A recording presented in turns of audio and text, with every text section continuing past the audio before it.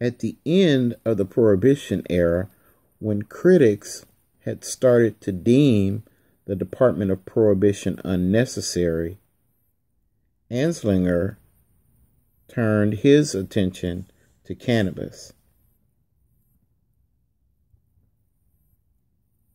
After the Mexican Revolution ended in 1920, and the Mexican population in the U.S.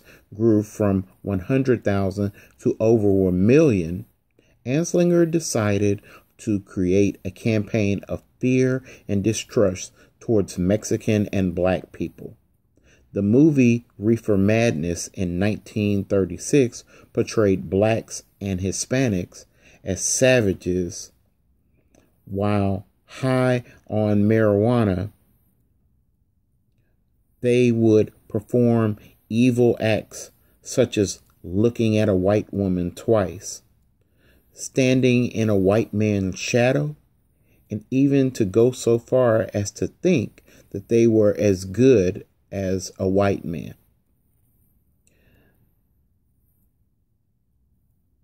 They listened to jazz, which Anslinger called devil music, and in some cases, they even had sex with poor, unassuming white girls.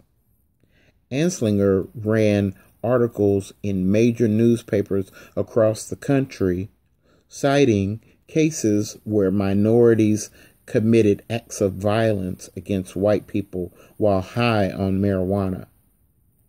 Anslinger stated, "Reefer makes darkies think they're as good as white men," quote, unquote. And the primary reason to outlaw marijuana is its effects on the degenerate races. Anslinger, needless to say, went on to become the head of the Federal Bureau of Narcotics, where, while in office, an unprecedented time from 1930 to 1962. I suppose history has a way of repeating itself, because on June 16, 2015, soon-to-be President Donald J. Trump stated in his campaign speech, "When Mexico sends its people, they're not sending their best. They're not sending you.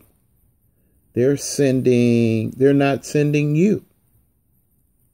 They're sending people that have lots of problems and bringing those problems with us.